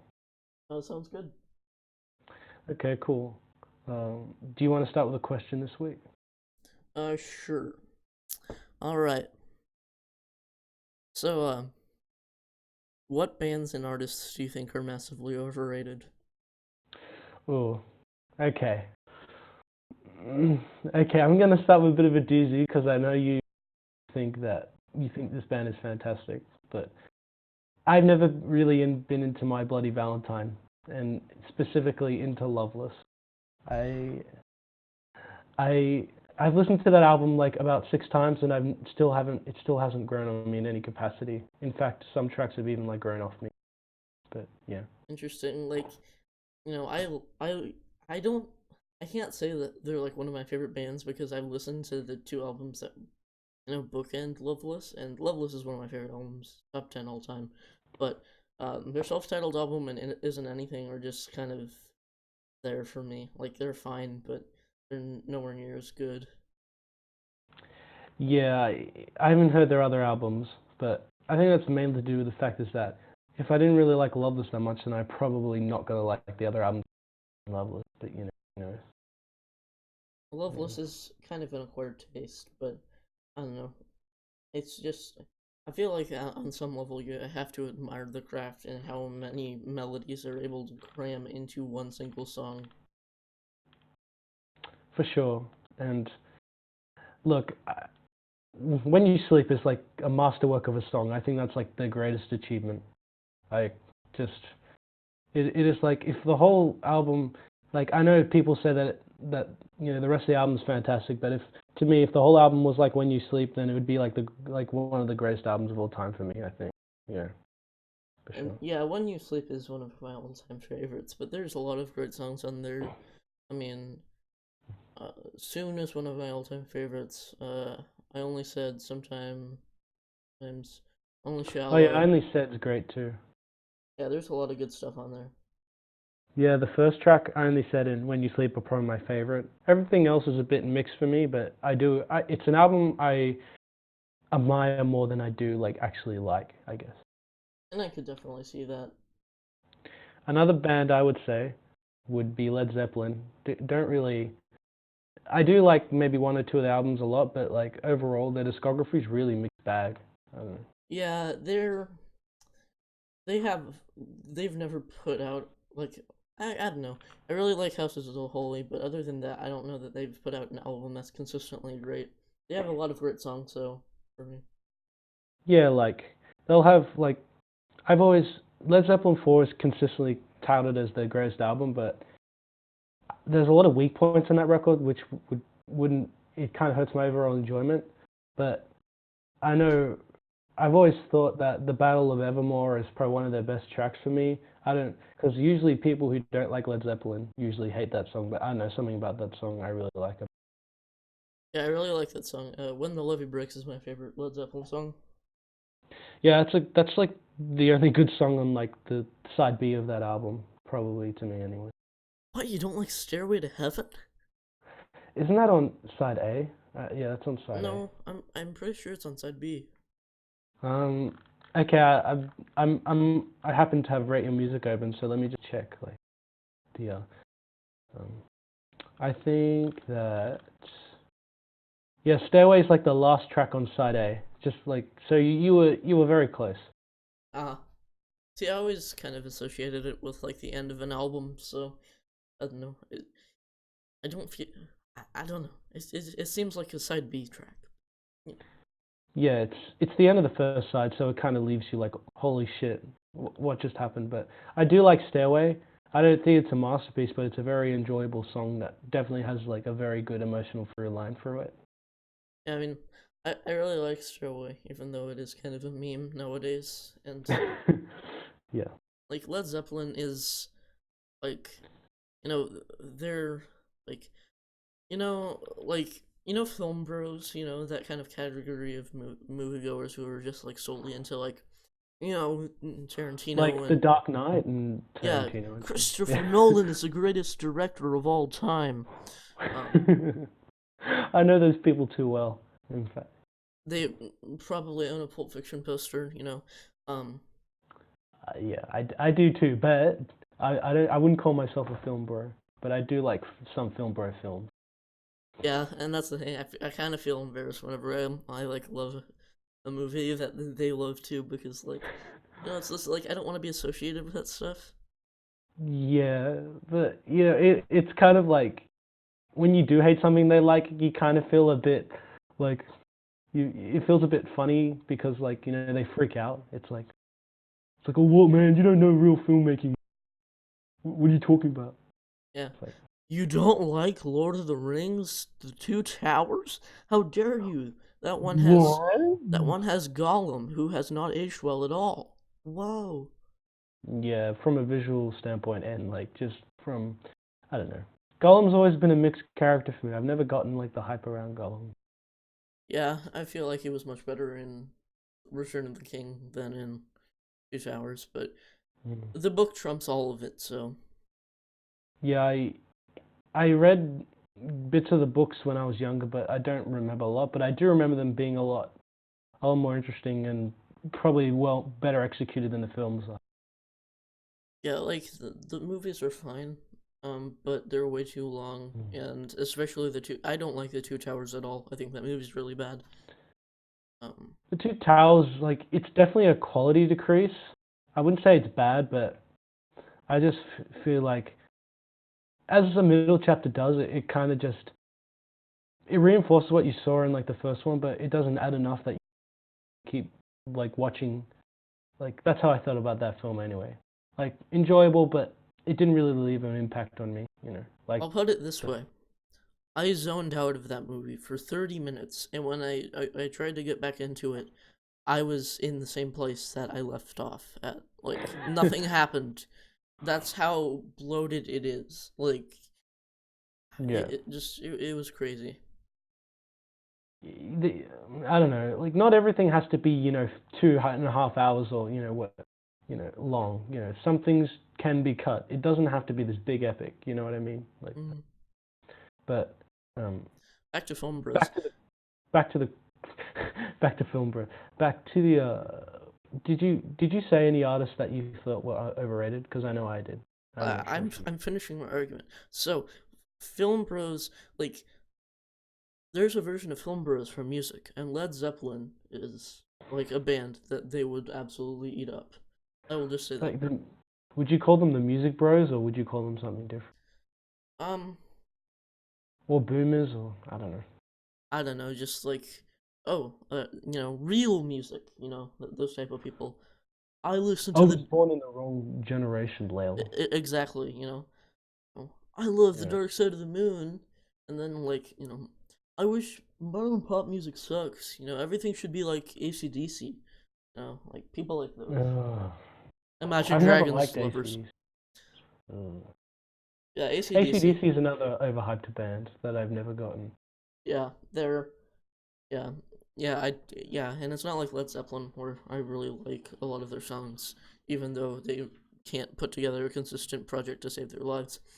No, I've listened to a few AC/DC albums and I've kind of hated all of them. Like they have a couple of okay songs, but those are few and far between, and those are more kind of ironic enjoyment type of songs than Mm. like actual this is genuinely great type of songs. Yeah, I mean, I remember that. If I remember the title of the album correctly, Power Age was like the one with like any decent like songs that went above their usual stick. But yeah, that's the only thing I remember. Um, That was one of the better ones, if I recall correctly. But stuff like yeah, Back in Black, I don't get why that was sold so much. Like that album is really bad. yeah, it's the more I listen to it, the more I don't like it. Like that's why I try not to listen to it. 'Cause I'm like, you know what? I could be listening to literally anything else, just anything. You know. Yeah, and that's why like I kind of thought I don't want to sit through an album I dislike. So whenever I listen to an album and don't like it anymore, I'm not gonna finish it out. I just you know Yeah. because Well, why waste your time? yeah, I don't want to waste my time listening to stuff I don't know. And that's why, like, for example, like the Mars Volta is a band that when the first time I listened to it, I'm like, this is good, but I listened to it again, and I'm like, this is like growing off me a little bit, and every time I've gone back to it, I'm like, it kind of keeps growing off me. So it's like, why would I waste time, keep going back to this band that, I don't know. Yeah, the Mars Volta, yeah, that's definitely one for me. Um, Yeah, they are. The thing is that their brand of you know really over the top progressive rock only really works the first time. But even on the first time, it's overwhelming. Then every time you come back, it sounds really stale to me. Like there's not much to really gain through their music. I don't know. yeah. But one of the answers I would say, I don't know, like they're critically acclaimed, but they do have kind of a hate base at the moment. The Eagles. I mean, like I like Hotel California as much as the next guy, but other like the song. But other than that, poof. Yeah, like Hotel California, the song and the album is probably their most consistent album in terms of like their output. I wouldn't maybe apart from like one of these nights, I wouldn't go and listen to their other albums because they're just really mixed bags. Desperado isn't that bad either from an album perspective, I guess. But yeah, they're kind of a band that um, sometimes they hit a good chord, but other times their music just really grates on me. I don't know, Yeah. but they're my dad really likes them, so it's kind of hard to avoid. Mm, yeah, Um, but Another band I think is overrated is dang it. I was gonna say Interpol, but I've been getting into Interpol recently, and I can't say oh this. Can't say the Smiths because I've been getting into the Smiths recently, and I like the National now, and I like the Strokes now, and we've already mentioned the Mars Volta and Eagles. I'm mm. I'm stuck. The thing is like I had a similar experience with like I didn't like the Swans when I was really younger, but I've listened to them now and I like them a lot more. And um, you know, some music it's the inverse where I listened to when I was younger, but it doesn't I don't like as much. Like Panic's debut album. Like yes, there are still some good songs on that, but it's definitely an album I liked a lot more when I was younger. And now over time, it's kind of just like fallen to the wayside a little bit. But the second album, I think, is like fantastic. So I don't know.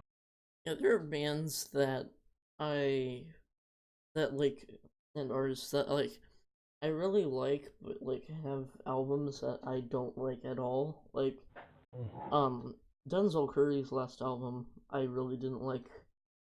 Yeah, Um, me too. it was really disappointing to me.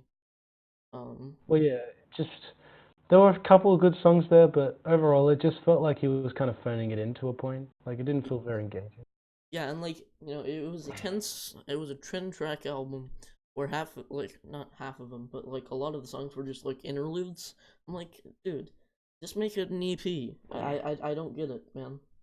Yeah, just the EP could literally have like I don't know birds on it and like maybe co-others and that'd be it, and it'd be a pretty solid EP. And like Madonna has like a ton of work, and like the 2000s have not been kind to or not Rihanna, Madonna. Oh, I'd say the 2000s have been very kind of Rihanna, but Yeah, Madonna for sure. She's her 80s and 90s albums and stuff. They usually have some good stuff on there. I still have to listen to Ray of Light. I keep putting it off, but I will eventually. But and I remember you didn't like the Velvet Underground slash Lou Reed, but I think they've grown on you. I think. that is a mixed bag. Um, I love White Light, White Heat. I love their self-titled album. Um, Everything after that is awful. Obviously, I don't like Lou Reed's solo work. And as for the Velvet Underground and Nico, the Nico Mm, stuff is awful, and the Velvet cool. Underground stuff is usually pretty good and occasionally amazing. See, I have a very weird opinion on that. So I like the Velvet Underground stuff fine, like Heroin and There She Goes and stuff like that. Yeah, Heroin's one of my They're all all-time favorites. yeah, those are fantastic songs. But for some reason, the Nico songs I've always thought were like the best songs in the album. I don't know what it. I yeah. I don't know. I find her voice kind of grating on songs like All Tomorrow's Parties, but I don't know. I haven't listened to it in a while, so All Tomorrow's Parties is like probably the weakest Nico song on it because if they cut it by half, it would be a more compelling song. But it just goes on for so long. yeah. And Phil Collins is another person I don't like. There's one. Although that's another one who you're not gonna get shunned for disliking him necessarily. No, I've never liked Phil Collins. My dad's always like, "What? You don't like Phil Collins?" And yeah, I don't. Yeah, Even yeah. my dad always is like he thinks like the drum breakdown in In the Air Tonight is the most epic thing ever, and I'm like, eh, it's kind of lame. It's like the one hook in the song that grabs your attention, but it just feels like something that was just put. Oh, the listener's getting bored. Let's just put this massive drum fill in it, and I don't know. Yeah, It's it's it's not something I look for in music. Just a big drum fill in like three quarters into the track, and it's like okay. yeah, and I do have to say, as much as I love the Beatles, Let It Be is really overrated. I'm sorry. Like, Let It Be and Across the Universe though, and Get Back, and I'm like, yeah, and nothing else. Yeah, I mean, I've always had a soft spot for some deeper cuts on the album. Like, I guess I thought, songs like Digger Pony and I've Got a Feeling are still songs that I actually do listen to quite a bit. So, there are some songs that I do. But overall, it's a very mixed album in terms of like the direction and like how it's sequenced. I think Let It Be Naked is a little better in that respect, that it's more cohesive as an album. But, yeah. See, I haven't heard it yet, so I'll have to check it out because yeah, I don't like what Phil Spector did to that album at all. I feel like the songwriting is really weak on that album too. I think the only song where his string section enhanced the song really was Let It Be and arguably The Long and Winding Road to a certain extent. I always forget about that one. That one's solid. It's just not very memorable for me. Yeah, it's even compositionally, like if you just ignore Phil Spector's job, the song is not like one of their more fantastic songs. It's still good. It's just Oh, and another Beatles hot take: Hey Jude is super overrated. Like, I mean, it's fine, but like, I have a low tolerance for super repetitive things and stuff that makes lots of use of the na na nas and whoa woes and stuff like that. do do do na na na. Yeah, like that. Hence why I hate AGR so much. And like um, the future is here by Slater Kinney. That's like the one thing that takes me out of the song every time I listen to it. It's like this song's good, and then that na na na na na comes. It's like oh fuck no, I don't know. Yeah, Yeah, I don't know. Yeah, like I feel like that's just kind of a lazy way to write songs, and I get that like Yeah, get it's catchy, but like it's also really lazy, you know? Can't you just use the melody and like sing an actual like lyric? lyric. Yeah, like I don't know, like I'm not as good as a songwriter as Selena Kinney is. You know, I wish they put a lyric in place of no, no, no. Like even just something like, you know, I don't know. I'm not saying this is usable by any standard, but like something like the future is here or something like that. That'd probably be more tolerable. I don't know, rather Yeah, than no, no, no, no, no, no. But yeah, and like I think there's like one song where like the whoa whoa chorus is actually works, and that's "Wake Up" by Arcade Fire. There's another oh band yeah. who just derailed on their last album, although that is a more popular stance. So Mm. Oh yeah, I think the consensus on that is a very underwhelming album. it's really bad. It has a couple of okay songs, but as a whole, it's really bad. Between the content, yeah, there's like I remember listening to some, just it's a bit of a train wreck. Yeah, Yeah, it's I don't know. Hopefully the next album's better, but don't hold your breath. That's all I'm saying. But I I don't know. Also, just as a side note, uh, you watched the Todd in the Shadows video on You Get What You Give, right? yes. Thank you for reminding me. That's another band. Yeah, I think we largely disagree on the vocals. I disagree with Todd in saying that he's a bad singer because I think he's a good, but you know that's obviously that's subjective. Although Like, I will agree that his singing on like his solo stuff was like really comically bad. yeah, and like I don't think anybody would argue that that's really bad. I am a Jew and you're my Hitler. It's like what the fuck? Yeah, those that's some uh, quality awfulness, which that's an oxymoron. No, it's Corey Feldman levels of like weird awful. But again, it's bad. But there's something that I just find it so hilarious that I can't outright like hate it. There's something like endearing about that type of fucking terrible lyric writing and terrible song, and it's like a so bad it's good song. I don't Hmm. know if that exists, but Yeah, you know. So bad mm. it's good music. I mean, have you heard Wesley Willis? Oh yeah, rock and roll McDonald's. Yeah, Yeah, yeah, that's some good stuff. yeah. It is entertaining to a certain extent, and you know you get quite a bit of like mileage out of that. But I do think, yeah, like Greg Alexander's vocals, even in the New Radicals, are definitely something that could turn someone off, and I could definitely see that. But I don't know, it appeals to me in a way. But Yeah, like I like the general sentiment of a lot of their songs, although I do feel like a lot of their, calls to arms are kind of silly. But like, mm. I don't know, his voice is just so, just it grates on my nerves. You know, it's so yelpy and like it's just all over the place to me. Well, yeah, I think I once listened to it and I was like, okay, let's assess how much Alexander does not sing on the album. And surprisingly, there's very little dead space. He's always doing some vocalization throughout the whole album, and I'm just like, wow, he really likes his. He just doesn't stop. Yeah, It's and like, that's another thing. I don't know. It feels a little full of itself. Like I mm. don't know. Yeah, I don't. It's very hard to tell if like what he was doing was genuine or parody, or like if he was somewhere in between where he didn't want to be necessarily completely serious but completely joking at the same time. So it's, I guess it can be kind of confusing in that aspect. But I've learned to kind of like I still really love the songs. It's just a matter of it's a bit confusing in that aspect. I have it.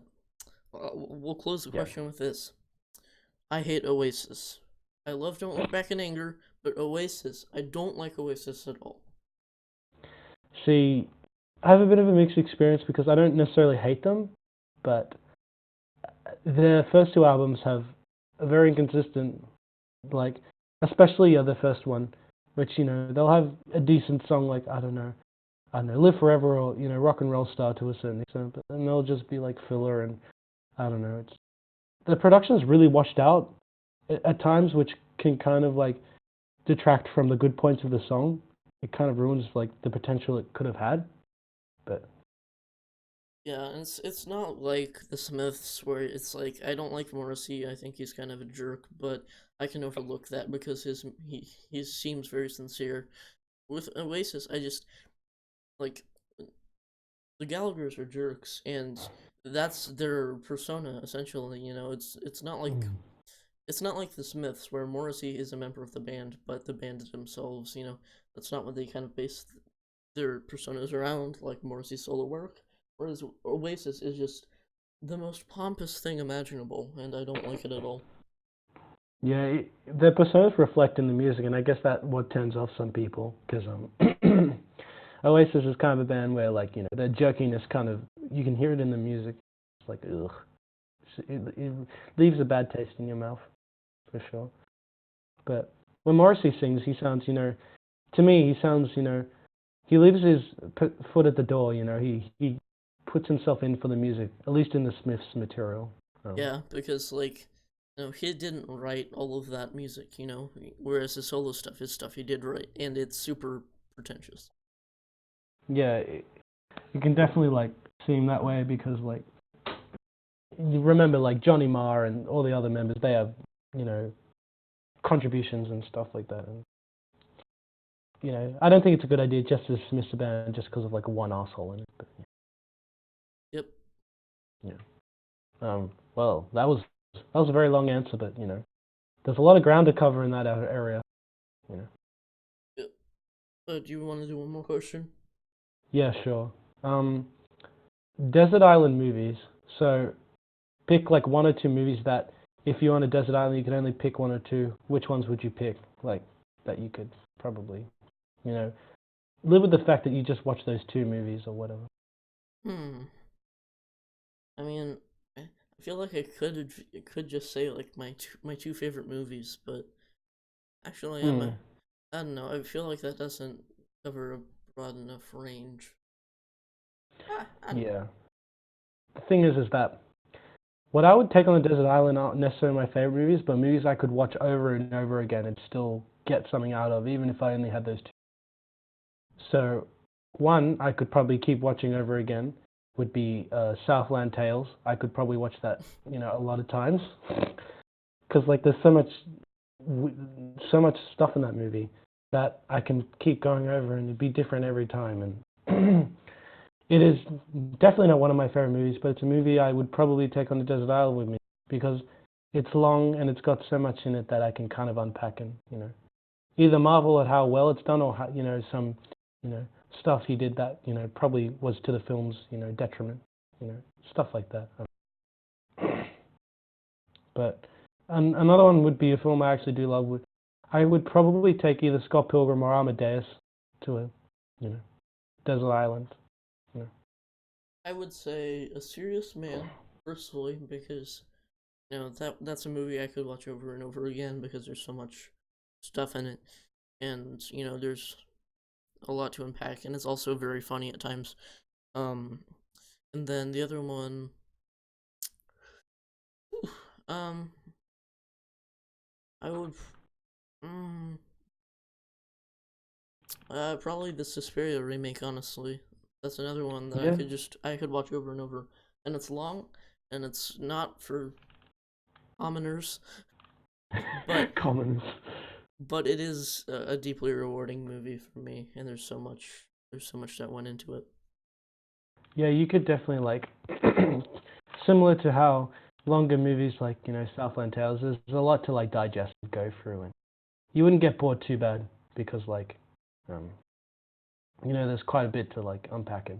I guess I'd agree in that I would probably pick the remake of Suspiria as a desert island movie if I had a few choices and stuff like that. So Yeah, mm. and you know, picking two movies that you know to take with you like for that amount of time, that's really hard for me because Yeah, you know, like obviously you do other stuff. You wouldn't just watch those two movies, but if you wanted to like do that, then you'd also have other stuff like albums or whatever. There's always that question of desert island stuff. It's like The question though is, would you have like a DVD player and a TV on that desert island? Uh, Now, here's the solution, right? you have you at a point you probably would run out of you know um, supplies to a point, but and there's no like you can't connect the TV to anything on an island, so I think you would take your iPad or some portable thing and download the movies offline and bring a portable charger and you use it conservatively so it doesn't run out straight away. But that can be a bit of a hit or miss thing.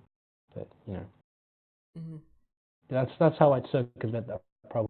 Or you take a device that doesn't run out of power that you can somehow get it on there and keep watching over and over again. Whatever. I don't know. Yeah, you just take like a one of those old portable DVD players and then you just bring a ton of batteries with you. Yeah, that could work. Yeah, that's definitely it. They did exist at a point. I used to have one. You Hmm. would watch on like a it's like a it's basically like a DVD player, but it has like an inbuilt screen in it. It's kind of like a laptop, but like a bit smaller. And Yeah, yeah, I used to take those on family trips and stuff. yeah, they're very convenient. Yeah, if you just want it. Yeah. So just pack a lot of batteries and you should be fine. Hmm. Yeah. Um, Anything else you want to say to that question? I think that's about it. Okay, well, thanks for listening to the podcast. Um, Diabolicast. We talked about Aeroplane and the Tale of Princess Kaguya. Um, and you can check out those movies.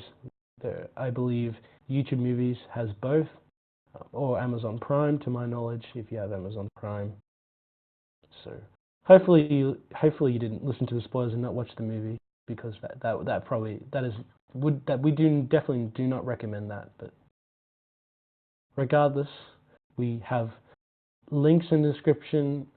Jonathan's Letterboxd and Twitter, and I have the same sites as well as Rate Your Music.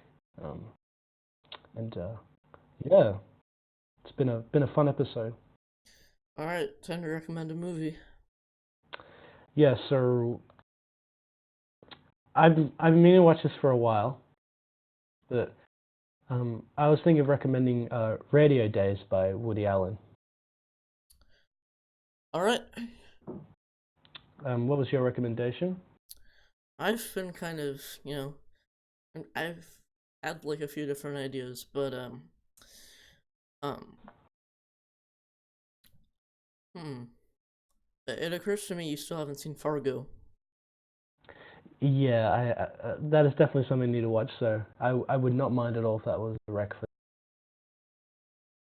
Well, then we will do Fargo. Awesome, cool. I kind of know certain things about it, but not in detail or anything. So it'll be interesting to actually finally watch it. Hmm. All right, well, thanks for listening, and we'll see you in the next one. Yep. All right. Okay, Bye. bye.